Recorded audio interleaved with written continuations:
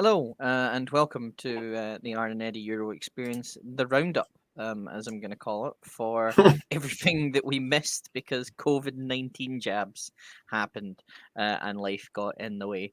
Hi, and as always, Eddie Sideburns. Joining me is Arn Furious wearing a Barcelona top. I bought Me it in wearing Barcelona as well, so it's like it's proper. you wearing that, me wearing the eBay Italia shirt. We're ready to Nothing go wrong, again. with an eBay shirt. No, nothing wrong at all. So this is going to be kind of a roundup of everything that happened, morning affairs.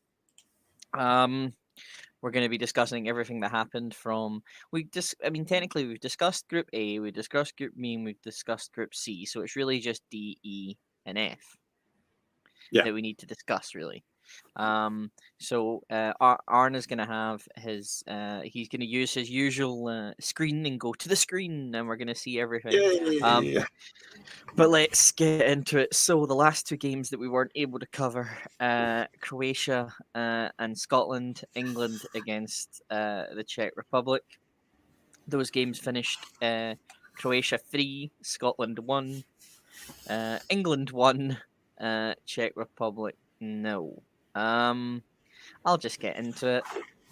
Oh, it's disappointing. Very disappointing. But you know, when you're in there with two World Cup semi-finalists and a team you have played before, and they do have some quality in them, like Patrick Schick and stuff like that. Yeah, it's I think the game we thought we were going to go into a chance with was the Czech game. Unfortunately, David Marshall decided otherwise and wanted to be Manuel Neuer. I mean, I think Scotland needed an out and out goal scorer. We've not got one of those yet. I think Scotland's tournament was basically I concede goals that are phenomenal and couldn't be yeah. beaten. I did like because Alan, while the game was going on, tweeted something out about at least we've lost us to like an absolute world class player scoring a world class goal rather than we've done something stupid and it's cost ourselves the place. So I feel like there was a lot of positives to take home from Scotland. They were competitive in all three games. They never looked like they were going to be absolutely bulldozed by anyone. They should have scored a couple of goals against the Czechs. They looked like the better team against England. It's not a bad tournament from a Scotland point of view. We beat England 0-0. Yes, the infamous 0-0 victory at Wembley. There was a goal, you just didn't see it. But yeah, I think there's a lot to take from this tournament. Is it a failure? In retrospect, there are certain things that could have been done better.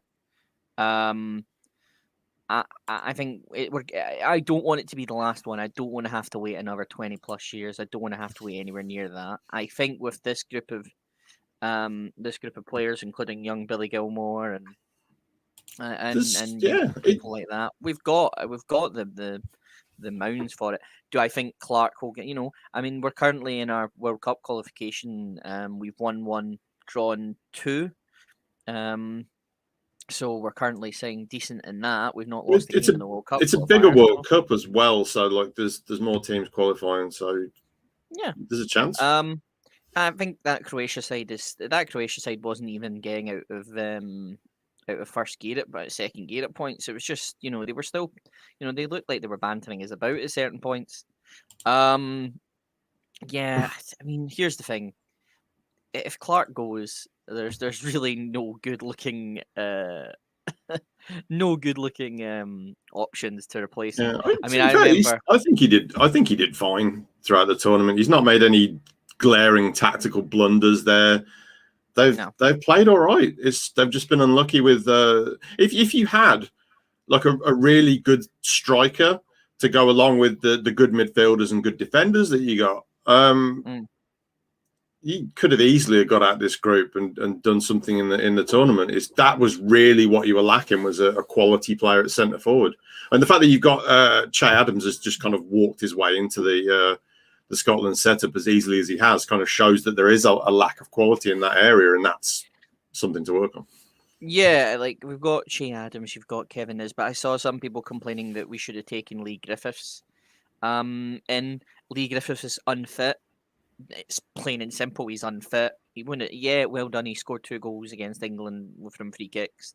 The man's unfit. There's no point in putting him in a tournament or even back in the Scotland squad until he is back at full fitness. That Croatia side, as I said, is just phenomenal. I have when he's talking about replacements and stuff like that. The last time I've demanded we had a replacement for a football match. I mean, listen, Lyndon Dykes is just Lyndon Dykes. There's just no issue with it. He's dumb. He's not great. It would be the best pairing would be McAdams, Shea Adams, and Nesbitt. He's just McAdams now. That's it. He's just McAdams. The last time I called for a Scotland manager heavily to be replaced was, I think it was McLeish the original time, or kind of at that period. When it was Walter, and I kept demanding that we hire someone foreign, and there were 2 options. It was either Marcelo Bielsa or Lars Lagerback. Now this is before Bielsa was anywhere near Leeds, but yeah, I would have loved either one of those. But yeah, Scotland, we're there. I think Gilmore, unfortunately, deciding to have a bout of chemical warfare with some England lads.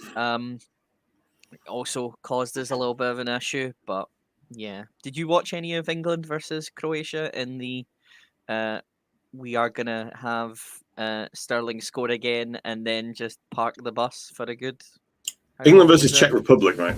Croatia was the first one. It was exactly the same. They played exactly the same in that game. Yeah, got an early goal and then just it's a very typical English thing to do in international football. Well, in any football that involves English people, is to play really well at the start, get yourself a goal, and then defend like throwing yourself in the way of balls and stuff for the rest of the 90 minutes and not look to build upon it at all. And that's exactly how we've played against Croatia and against the Czech Republic. I probably would have done the same thing against Scotland as well. If England had scored an early goal, then you'd have seen exactly the same thing. A bunch of like heroic defending while Scotland peppered shots at the goal. That was yeah. It was so after saying Germany will hammer. We will get to the knockout stages in a bit, but I do have an opinion on that England-Germany game. Rian, I think you've jinxed Jordan Pickford, just saying. I wouldn't see that. But yeah, England, yeah, with an XG of 0.00, England, it's coming home, as all your fans are saying. Well, I've said this before. Like Portugal won the last Euros, they didn't look good in the groups. They didn't beat anyone. Being tight defensively is a positive benefit for tournaments like this, because when you get into the knockout stages, it's a case of just not getting beaten is a good start, and it's as long as you can keep knocking in goals at the other end, the defense is what wins you tournaments. Yep. And even Italy, we talk about how good Italy are going forwards. They're still really good defensively, and that's why they're a contender at this tournament. Not just because they're good going forwards; it's because of that defensive base they've got to build on. Yeah. And if we look at the table again for this group, would you say that was your predicted finish, or was there changes you had in there? It was close. I kind of had Scotland in third, going through in third because of the Hampden for one, and because it was their first tournament in 23 years. I felt that would give them a little bit of a push, a little bit of an impetus. I had them beating the Czechs in the first game, which I, to be honest, should have done. So that's the way it didn't work out in terms of my predictions. It's really frustrating that both games we played at Hampden we lost. So Hampden is a jinx. I'm realizing that now. Crowd support was amazing though, and you feel like it probably should have got you over the line in one of the games, probably the Czech game. Oh yeah. So England go on to play the Germans. The Germans. I've always liked it. Can I just shock you? I've always liked Germany. Never had any issue with them whatsoever. And Croatia go on to play Spain. Am I correct with that? Yep, I'm correct with that. Okay, so let's move on to Group E. Let's Okie have a look at dokie. the old table. There's Group E. Not Did really you what we were expecting there. did you expect the team that has played the most boring amount of football um, in this tournament I've seen so far in Sweden topping this group?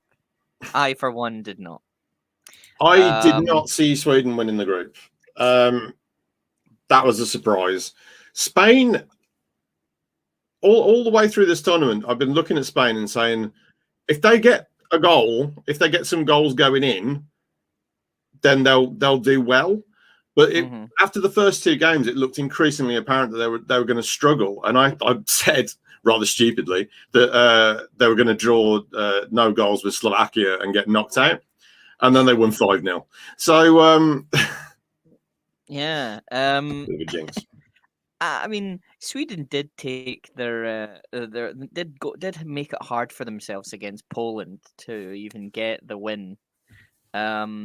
Poland this tournament were awful. I thought I really didn't see anything of any class in terms of that. England don't have a great chance of making it to the final. Germany are not the team they were years ago, hoping Germany win though. I do like Oh. the whole. A lot of people are saying things like this. How can't they both lose? Which I only I I only completely like understand. I only like the German team, and we'll talk about it when we get to Group F. Is Yeah, for some of the stuff they did in that Hungary game. yeah, Yeah, okay. I was kind of Poland. Yeah, I didn't like Poland were awful. I don't Poland think didn't play Poland well. were great. I think Slovakia did themselves a little bit of other than the 5-0 the 5-0 drubbing to Spain and Dubravka being an idiot.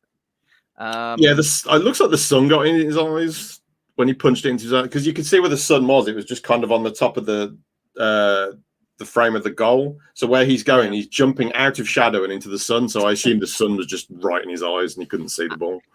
If I'm honest, I just thought he was practicing for volleyball.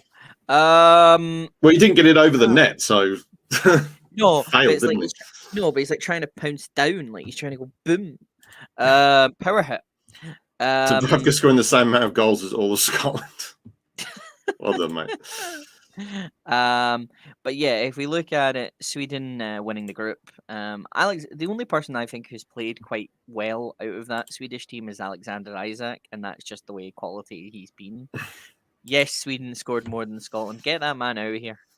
Although Sweden, Spain, they looked pretty good in that last game in bits and pieces. They actually looked like more of an attacking threat. So I think the game I saw, they were very drab. yeah, Um, just very drab. But they got out. They got they topped the group. Spain. I take it. Would you have Spain and Sweden swapping places on your I thing or? think I actually had Sweden in third. I think I had Oh, Spain okay. winning the group, Poland second, and Sweden third. But Poland just didn't turn up. So Yeah, that's what happens when you're technically a one-man team, almost in essence. Um, but yeah. Oh, oh, that's very nice of you to say that offers to them. Are you sure you're not being held hostage here at this point? to be fair, I love the German people. I've always really disliked the German national team, but yeah, we'll get to that in a minute. Yeah. But yeah, I think that group looks quite. That group was very interesting. So Sweden go on to play Yeah, that was the Ukraine. hardest group to predict because the favourite didn't run away with it, whereas in every other group, the favourite basically won the group. So it was pretty easy to predict. That one, Mm, if that one was the one where it didn't quite work out that way, which is has created an overload on one side of the bracket, and we'll see that in a bit, where yeah. the Spain going into that side has made it look a lot harder to get out of that one side of the bracket. Yeah, and it looks like England are on the easy side of the bracket, other than the game they're playing right now. Now I know I say that with all the caution in the world, easy. But when you look at it, if they beat Germany, they could play Sweden or Ukraine. Then obviously they've got Netherlands or the Czechs, or potentially the Welsh or the Danish. So there is kind of like I imagine the English enthusiasm is getting quite high. Worryingly so, yeah. Yeah. They completely forget that time they played that small team Iceland. Yeah, that was Um, funny. yeah. But yeah. So That'll move on. So as I say, Spain go on to play Croatia, Yeah. and Sweden go on to play Ukraine. So this is Right, Group let's get to it. F, the Here we go. Group of Death. I would have, if you had shown me that that kind of points before the tournament, I would have said, yeah, you're probably right. Maybe maybe Hungary and the points thing would maybe be a little bit different, but yeah. So the two games that happened were France and Portugal, or Penalty Mania as we call it, and Germany versus Hungary, the battle for pride colors. Correct. Arn, So what's Tommy's making a very good point. So Hungary probably would have gone through in any other group. They played pretty well against three teams that are considered among the favourites. Germany kind of did the sneaky thing they always do pre-tournament, where they say that they're no good, and then they turn up for the tournament and batter Portugal. So yeah, Germany are going to be very hard to beat. The Portuguese, despite their capitulation against Germany, they look like they're going to be very hard to beat. France look like they're very hard to beat. So it's three really tough sides there. France ended up top, which is kind of what I predicted. But as a whole, the group was very close. Hungary could have got out of it quite easily. They caught Germany napping twice. And nearly beat them and knocked them out. So yeah. But I'm glad they weren't, and I won't go into any more detail on that because we'll be here forever. Yeah. In terms of the game against France versus Portugal, or as I'm now dubbing it, Penalty Mania, that was quite a back and forth game. It was quite entertaining to watch. I'm not convinced they were all penalties, but there was quite a few penalties in that game. I mean, definitely the Superman punch from Lloris. Yes, I enjoyed that. It was absolutely a penalty. I mean, has the three games changed your thoughts on any of these teams? Well, Germany getting themselves into second ahead of Portugal means they're into the easier side of the draw. I basically had Portugal in the semi-finals because they got into that side. So Germany has basically just taken Portugal's easier route to the finals spot. So it wouldn't surprise me at all if Germany made the final there. Yeah. It's just Germany. It's what they do in tournaments. They just win. Well, I mean, remember, they've got to play England first, so... Yeah, they'll beat England probably. Let's see. France still looking pretty good for money, because I remember you had them coming in as the winners. Yeah, France haven't really played that well so far, and the fact they haven't played particularly well and they've still topped the group ahead of Germany and Portugal, I think that kind of speaks volumes. You're looking at a side that, if they do kind of kick into another gear, would beat just about everyone else in the tournament. So that and the squad depth that they've got is insane. So I still feel that they're tournament favourites. It's going to be difficult for anyone to beat France. Yeah. They're just really good in all departments. So they've got strength everywhere and strength in depth everywhere. So that it hasn't really changed my mind what's going to happen, apart from that Germany and Portugal are basically swap places, which is bad news for Portugal because they've got dumped into a much harder side of the bracket. It's going to make it a lot harder for them to get to the final. Yeah. Well, we'll see how everything goes. Now, we're going to take a slight interest in on the Euro website, and we're going to do our own predictor while we're here. Exciting. I know we're doing our own thing. Oh my goodness. Let's pull it up on the screen. Okay, let's go to the top. So let's start off with Belgium versus Portugal. Arn, I'll let you tell me your reason for who you think's going to win and why. That, to be fair, I think that is actually the hardest one to predict. Okay. Out of all these games, I think this is the hardest one to predict. Belgium, I had Belgium beating Germany here because I feel like you catch Germany early enough in the tournament, and you possess the kind of quality that Belgium have, and you can probably win it. Yeah, I know. I know. I'm going to do it later. We're going to do it. We've got plenty of time. Stop So- trying to rush us into stuff, and then we don't make great decisions. Portugal is a different kind of challenge. It's going to be very, very tight, and I can see this one going to extra time. Okay. I'm going to stick with Belgium. Belgium was my initial pick to go through to the quarterfinals, so I'm going to stick with Belgium. I think they've probably got just a little bit more than Portugal. Okay. I mean, if you look at it, Portugal have. I don't think Portugal have shown, a lot, and this might just be me. I just don't think they've shown a lot of massive quality in the game so far. Again, that could be me, and again, someone in the chat will probably be unhappy with me saying that. I think Belgium have shown a little bit of quality. Yeah, the win in Denmark was a challenging one. Given the circumstances and the way that the crowd was so behind Denmark, that was a very hard game to win, and they came through that test.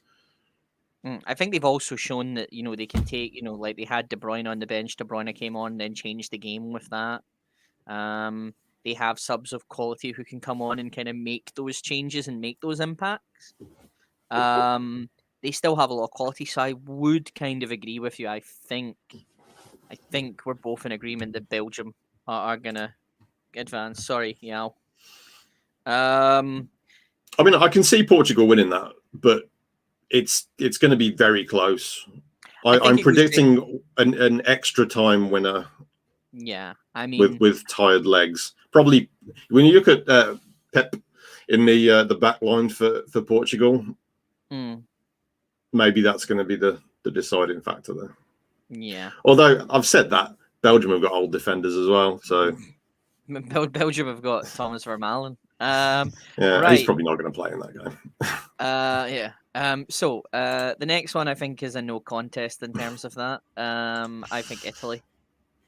Yeah, I think Italy's got way too much quality for Austria. Austria looked decent in the groups, but Italy looked far more impressive than that, and I think they'll just fly past them there. Yeah. I just think Italy, just again, even when they take off, even in the Wales game when they had their B squad playing, they still had the same game plan, and it still worked. Yeah, they still played really well in that game, and Austria have not shown me anything that suggests that they're going to be able to get past that Italian team. That would be a huge upset. I think that would be the biggest upset of the entire tournament if Austria won that game. I don't think we rule them out. I want to be very clear. I don't think we rule Austria out. I just think it looks like Italy do have the strength in terms of that. I don't think you can rule teams out in knockout football because it's just one lucky goal and changes everything, doesn't it? Exactly. France versus Switzerland. France. Yeah. Yeah, I think Switzerland did look good against Turkey, but they have kind of shown a little bit of.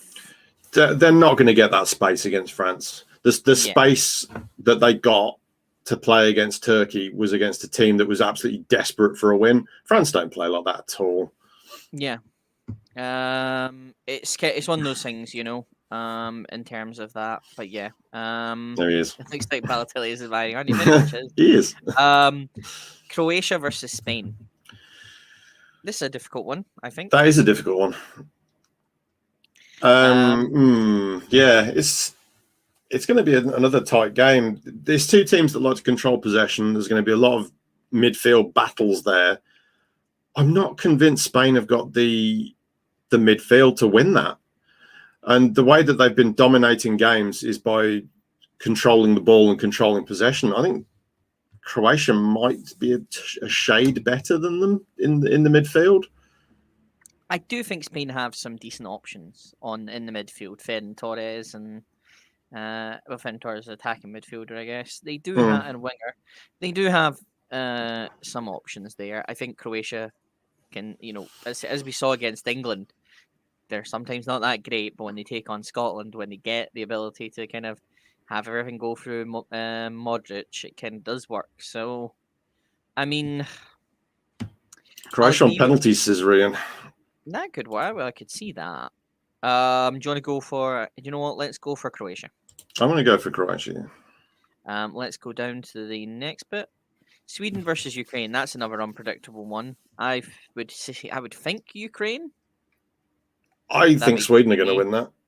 Oh, the first difficult one. Yeah, well, Ukraine are a very good team going forwards. Defensively, not so good. Sweden are defensively resolute. Have done that all the way through the group stage. Sorry, I just said Sweden send Ukraine to sleep and then score in the 90th minute. Yeah, like a Pokemon, like a Sweden. They did, yeah. They just grind teams down. I don't think Ukraine has the experience or the quality to find goals against a very strong Swedish defense. I mean, I think they do, because if you look at, the Dutch had a quite solid defense. I saw. They would get the inch in the game, and Yarmolenko and the problem in that game is the Netherlands thought they'd wrap that one up. Yeah, and they didn't. Yarmolenko just kind of caught them out with a long range effort. So. I think Sweden could get caught off guard. I think Ukraine have this. That's just my opinion. I think Ukraine have it. But okay, well, for Eddie, we'll put Ukraine through. I think Sweden are going to win. Okay, so there we go. If someone's wrong, we can come back to this when we'll put down a prediction for both of us. Actually, this is my predictions because it's on my computer, so I'm going to put Sweden. I'll do mine. I'll do mine once we're finished, and then we can go over it. Okay, England versus Germany. Yep, I don't really think we need to talk much about that. Well, so I said I was going to, so I'm just going to quickly run through what I think. Okay.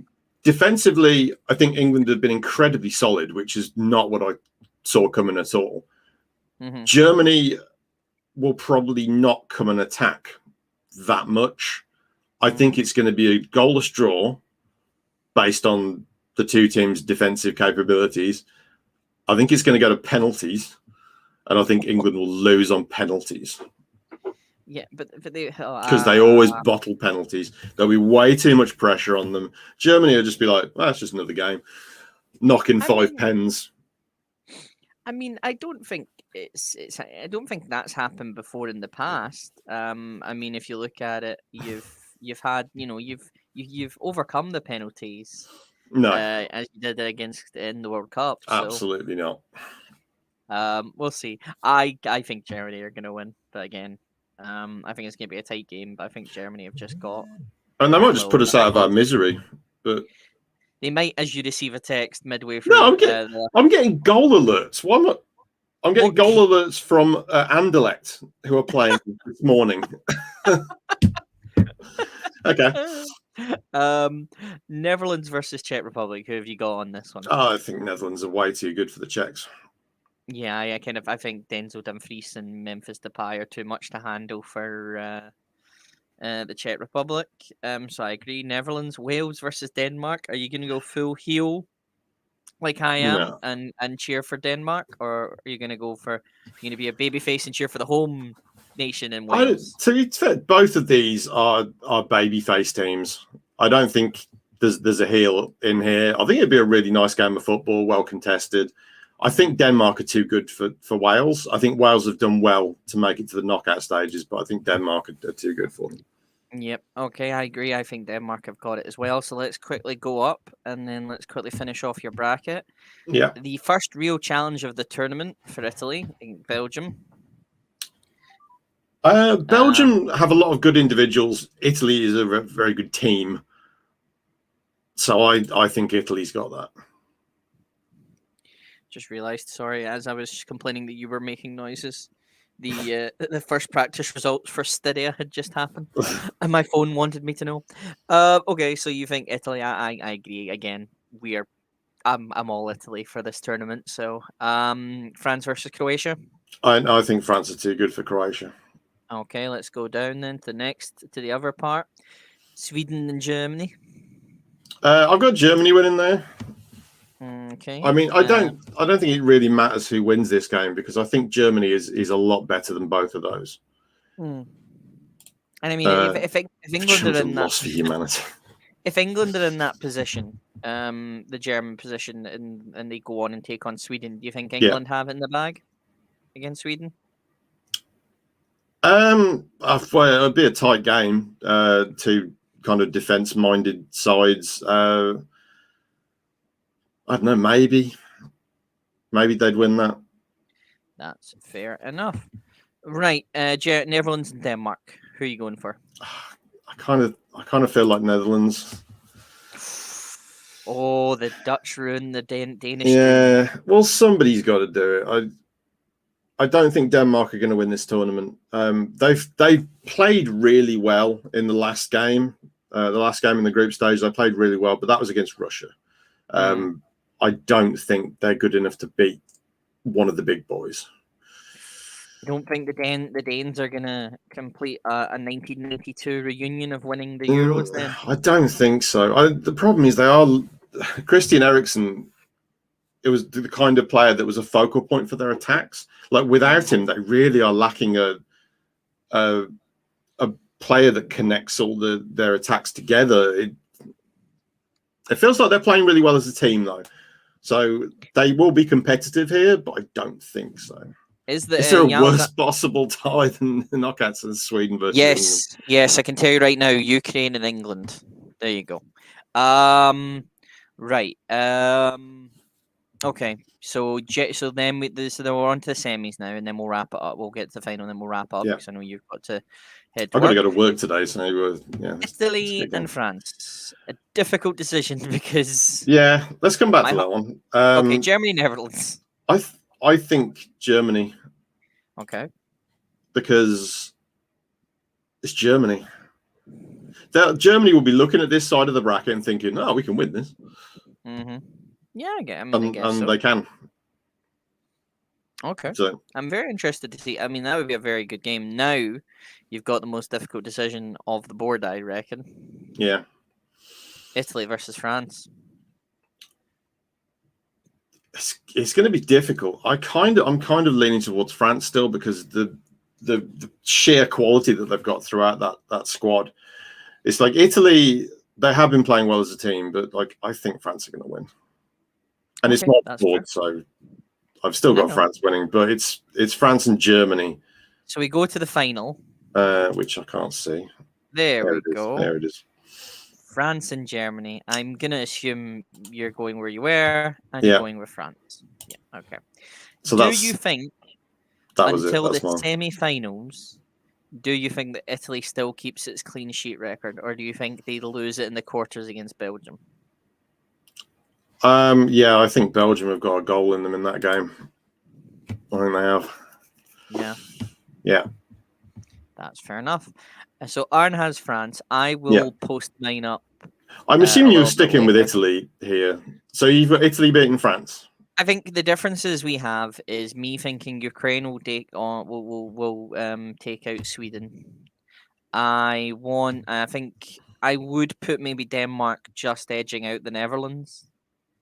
But purely because then we can see a rematch of the 1992 final between Denmark and Germany. If there's a team in this bracket that's going to be the heels and knock out Denmark, I suppose it would be Germany, wouldn't it? Yeah.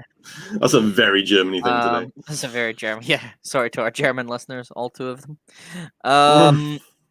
Yeah, I mean, I'll post mine up, and then we can have a little bit of a chat about it. There's no football there's no football today. There was no football yesterday. It's ideal, really, because I worked late last night, and I'm working late tonight, and then when the football starts again, I'm back on the daytime. So it's ideal. Football is back. Is it tomorrow? Tomorrow it's back. Tomorrow. Yeah. Cool. The football returns tomorrow. Football returns with 2 games at 5:00. No, there's 5 o'clock and is there 2, 5, and 8? No, there's a 5 and there's an 8. So it's Wales. Cool. Wales, Denmark is at 5 o'clock, and then Italy and Austria is at Wembley at 8 o'clock. Cool. So we will be covering both of those at 10 o'clock. There was a Copa America deck that doesn't exist.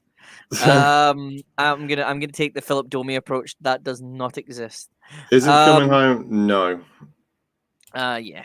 No. Well, I don't think it is. No. But then again, remember Germany and England aren't even rivals. Look, Um. if England can sneak past Germany, Mhm, they have a genuine chance of making it to the final. A mhm. genuine chance. Yep. Where they would be battered by either France or Italy or Belgium. Whoever makes it out that side would absolutely smash England. I think you've got our answers. How Arn thinks it's gonna go. We are out of time. Yeah. If you've not done so already, like and subscribe. We can talk about this stuff tomorrow potentially, don't we? We're not in transfers. We're in Euro mode at the moment. But once We'll do have, a summer transfers thing at some point. yeah, and we can talk about that, and then you can come and tell us why you think Jack Grealish isn't worth 100 million, and then you can go on talking about farmers leagues and stuff like that. But anyway, I've been Eddie Sideburns. He's been Arn Furious. Thank you very much for joining us. We will speak to you all on Saturday. Take care. Bye. Bye bye.